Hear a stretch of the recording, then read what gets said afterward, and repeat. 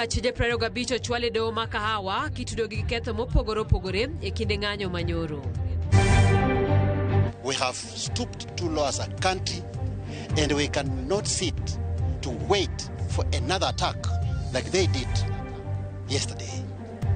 I wish to say that those who may have participated, we seek an apology from them. Riwruoge jochiw thieth okwedo monj mane moko kuom jopiny otimo e kar thieth ma Kitengela nyoro e kinde ng'anyo. Ne ginyiso wa ni gino tieko mana dwe achiel kende kata gi nus to gichulowa. To waserita ma koro higni oselokore sani higni 4 kapok waneno gimoro amora. Jodak manya Kurkume kaunti ma Migori bandho bad migawo mar Ketrako chudo higni 3 nyaka ne gichiw lopgi ne gero lai mar stima.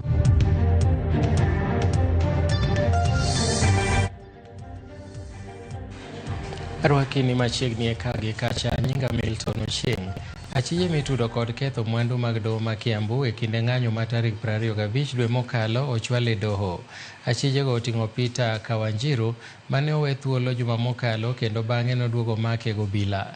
Kawanjiru kod jowetene 25 odonjnegi kod keth mar bago ng'anyo manokelo kethruok mar mwandu e kinde ng'anyo ma tarik 25 dwe mokalo.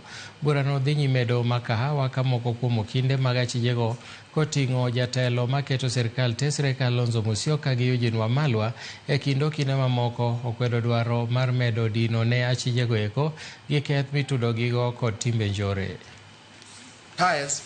Provided that an act which disrupts any services and is committed in the pursuance of a protest.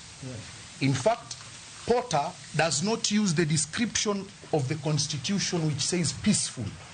It foresees that such protest may not be peaceful. So that as we have seen, allegedly there was property that was destroyed or damaged, and it continues to say demonstration or stoppage of work shall be deemed not to be a terrorist act within the meaning of the definition, so long as the act is not intended to result in any harm referred to in A1 to 4. Ogaimado Martha Koome okwedo timbe njore manoneno e kinde ng'anyo ma Sabasaba manobagi odiechieng' manyoro. Koome ojiwo jopiny mondo nyis kwe e kinde ma gibago ng'anyo ka bende onyiso jopiny mondo kik donjre e kuo kata keth mag mwandu e kinde ng'anyo. On one hand, members of the public must exercise their right to protest peacefully without carrying arms and without engaging in acts of destruction, looting or vandalism of public infrastructure, such as government buildings, court infrastructure, and even private businesses. It's very painful for even a citizen to lose their property, which they have worked hard to put together. On the other hand, the police must respond with restraint, proportionality, and strict adherence to human rights standards, avoiding actions that could cause unnecessary harm or loss of life. It is also incumbent upon the police to distinguish between peaceful demonstrators and criminal elements, those who infiltrate protests to incite violence, and root and to apprehend and process such individuals through our justice system. Nurses mapacho ka koro buogo mar biro weyo tich apo nono ni sirikal ok owinjo ywagi mar keto negi arita motegno e kinde ng'anyo. Kotelnegi kod jatend riwruok Nurses mapacho ka Collins Otieno Ajwang' wach makama giyango kotenore kod monj manyotimore ne Nurses ma Kitengela e kaunti ma Kajiado e kinde ng'anyo mar Sabasaba odiechieng' manyoro ka koro gikwayo jatend obila mapacho ka mondo neni Nurses omi arita e kinde ng'anyo sama gidhi e tich ka gin kuonde thieth kendo ka gidok pacho nono to monja obiro kan monj makamano obiro nuore to gibidonje tich.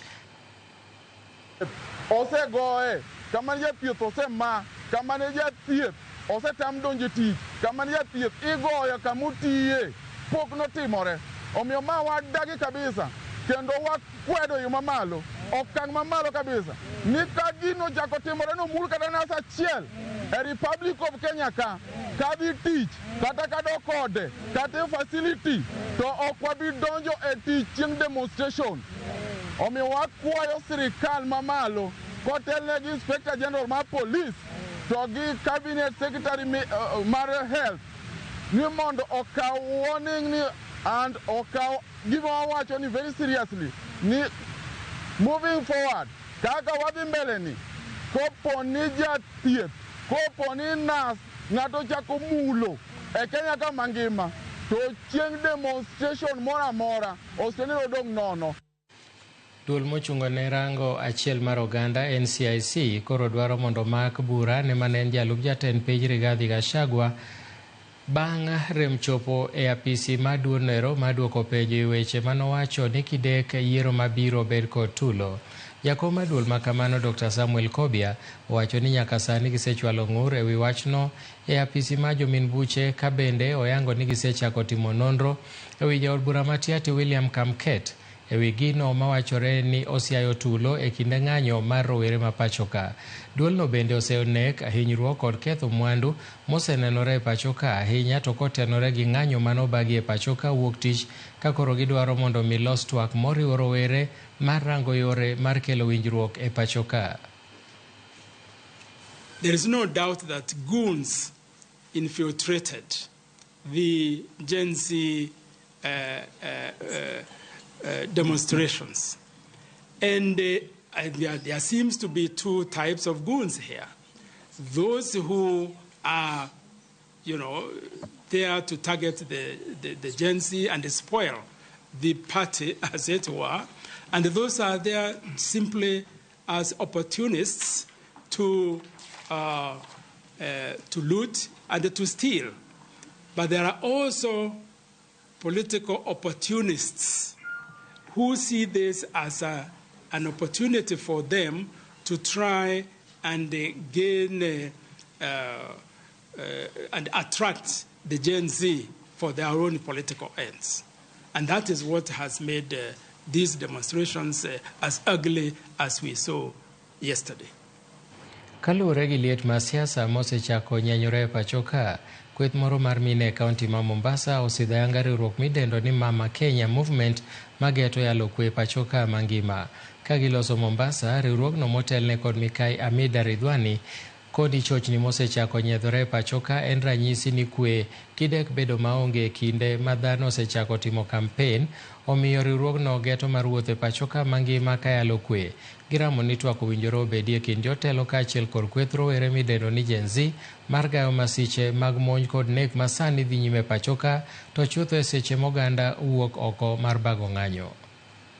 Wachako safar mar dwaro peace e Kenya. Wadwaro chopo wach amani gi maendeleo mashinani gi mambo ya mazingira. Omiyo akwayo joma mone manyalo timo gimoro, mone manyalo loko dhako manyalo loko dichuo kata ka en jakong'o obed maber. Dhako mone manyalo loso Kenya gi nyithigi. Omiyo waungana, wadwaro join Mama Kenya Movement. Wayud signatures 15 million nikech kata pinje mamolo oko mantie wa Kenya be watero petitions go. Gima timore piny ka sani ok ber. Nyithiwa inego, onge amani, mine yuak, chuo yuak moloyo to joma mine. Owacho ni yani, jotelo wuog oko, olos gi owuoyi gie. Sama nyocha watimo recruitment, ang'o momiyo wiu wil gi joma tindo, ku recruit udhi recruit joma dongo, kata mana finance miwacho no, kama joma dongo bete, sama uyiero kata CS go, wambe wanyalo mana bedo. Emomiyo wadhi e school mondo wasom, wayudo tese manyalo chopo wakono. E dhok achiel ma wawacho kaka joma tindo, wadwaro ni tije kamuyiero ng'ama duong' achiel, kete urube kijana achiel. Moko kuom jodak e gweng' ma Nyakurku ma e sub-county ma Uriri dwaro mondo mibad migawo mar piny owacho mochung' ne chiwo teko mar stima Kenya Electricity Transmission Company KETRACO mondo migi chudo margi mar lowo mane gichiwo mondo mi ogere lai mar stima mowuok Awendo nyaka Masaba. Higni maromo adek tok chiwo bath lopegi ne kambi machiwo teko sitima Kenya Electricity Transmission Company Ketraco mondo koro gere lai mar stima mowuok Awendo nyaka Masaba. Jodak igwego mag Nyakurkuma e sabkono ma Uriri pod bandho chudo. Jodagi ma Nyakurkuma wacho ni gisetemo luwo chudo margi, kata kamano onge lipot malong'o magero kowuok kuom Ketraco. Nang'eni gima nyachopo seji kapok ochula. To mano be pesa managero nyithindo man e skul monego bed achulo gi pesa onge man nyachulogi. Koro pio ndai nan gi kwayo to nikech gine magichung'nwa e weche mag stima mambele.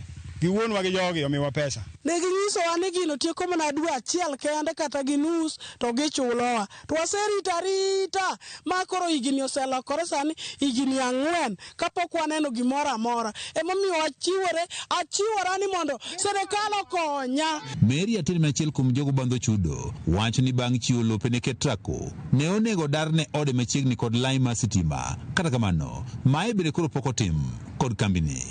Jo Ketraco nobiro mobeto puodho kane niang' nie iye mane giwacho ni gibiro chulowa kapok gikunyo buche. Bang'e kwa penjo to ginyisowa ni kama ne wakete winjruok kodgi ni kapok gikunyo bugo onge. Koro ne gikunyo chuma e wang' dhoda tir ma onge kata kama nyathi nyalo gede. Asetemo wuoyo kodgi ma jatendgi moro obiro mogo picha e ot mondo gigol odano kanyo gichore gi malo. Achorra malo mondo nyathi oyud kaka biro gedo. Otamore nyaka kawuono pesa no chakre 2023 dwe mar 12 pok aneno pesa. Atieno Menchilielo wacho ni sani kata kama wuode nyalo gede onge bang' chiwo bath lope ne gedo mar laino mar sitima kabende koro kwayo kony kawuok kuom piny owacho.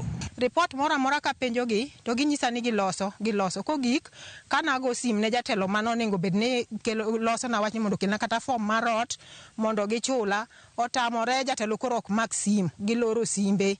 Koro ok ang'e ni akawo okang' mane nikech nyathi penjan to mama adhi gedo kanye to an chi liel aonge gi dichuo. Koro serikal mondo konya nikech an gi nyithindo kenda to lobe tin kama ginyalo gede onge. Jodagi ma Nyakurkuma wacho ni mwandu mathoth ma oting'o niang', puothe, yiende kaachiel kod moko ne oketho kinde mane gero laini mar stima kamago duto pok ochulgi. Gi jok manomuk utegi mapok ochul te. Wan gi jok mane okuny chuma nie lopegi pok ochul. Wan gi jok mane lopegi waya ne okale mane ginyiso wane gichulo pok gichulo. Wan gi jok mane oketh gigegi machalo yien, niang', oduma, marieba gang'o gigo pok ochul. Yawa iluongo na Aseyo Nyandigri ema namba ne nie lo. En ma en gi namba. Koro ne gikona na manj namba dawano mayud ni kop dawano osetho, kwara no osetho, okelo yuora mane jacham mwandu ne no osetho.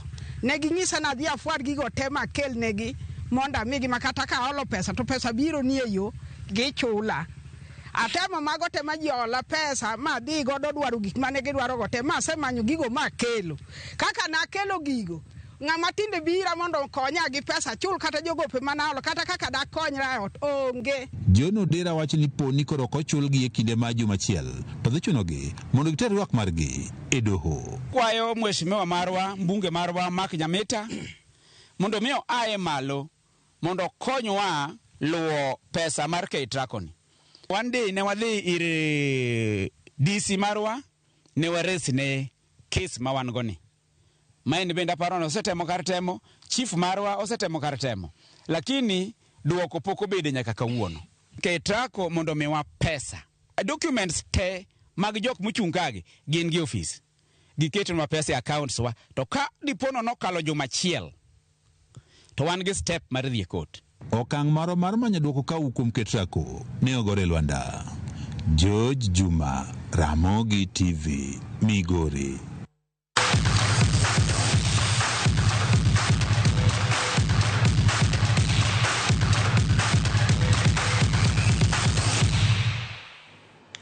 Jong'wech Beatrice Chebet kaachiel gi Faith Kipyegon manyicho wuoyo rekod e ng'we mag Diamond League mano